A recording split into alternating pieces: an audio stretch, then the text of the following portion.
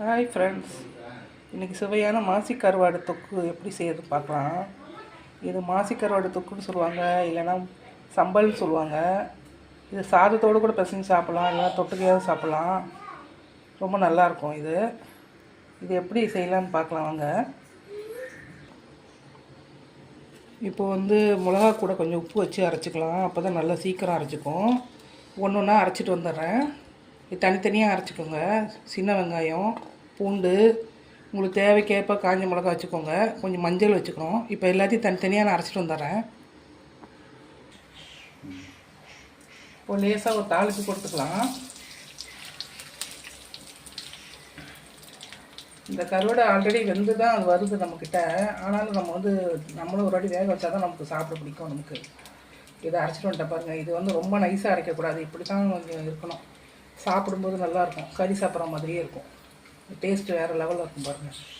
நீங்கள் ஒரு வாட்டி செஞ்சு பாருங்கள். கடுகு கொஞ்சம் தாளிக்கிட்டோம்.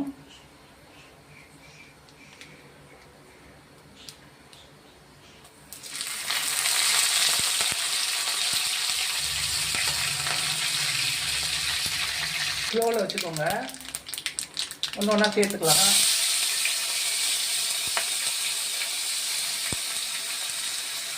சின்ன வெங்காயம், பூண்டு, மாசி கருவாடு, மஞ்சள் தூள், இது எல்லாத்தையும் நம்ம கலந்துக்கிட்டு இந்த அம்மியை அரைச்சி தண்ணியே நம்ம இதோட கலந்துக்கலாம். அம்மியை அரைச்சி தண்ணியை இதோட கலந்துக்கலாம். இது கொஞ்சம் நேரம் நல்லா கொதிக்கட்டும். இது ஒரு 2-3 நிமிஷத்துல ரெடி ஆயிரும்.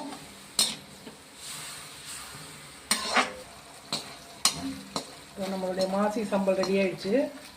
இது தொக்குன்னு சொல்லலாம், சம்பல்னு சொல்லலாம். இது சாதத்தோடு பிசைஞ்சு சாப்பிட்லாம், தொட்டுக்கையாகவும் வச்சு சாப்பிட்லாம். சாம்பார் சாதத்துக்கு தொட்டுக்க மாதிரி வச்சு சாப்பிட்லாம். ரொம்ப டேஸ்ட்டாக இருக்கும். ஒரு வாட்டி செஞ்சு பாருங்கள். ரெடி ஆகிடுச்சு பாருங்கள். சுட சுட சாதத்தில் போட்டு பிசைஞ்சு சாப்பிட்லாம். சாம்பார் சாதம், ரசம் சாதம் அது மாதிரி கூட நீங்கள் சாப்பிட்லாம். சூப்பராக இருக்கும். இது மாதிரி ஒரு வாட்டி செஞ்சு பாருங்கள். வீடியோ உங்களுக்கு பிடிச்சிருந்தா லைக் பண்ணுங்கள், ஷேர் பண்ணுங்கள், சப்ஸ்கிரைப் பண்ணுங்கள். தேங்க்யூ.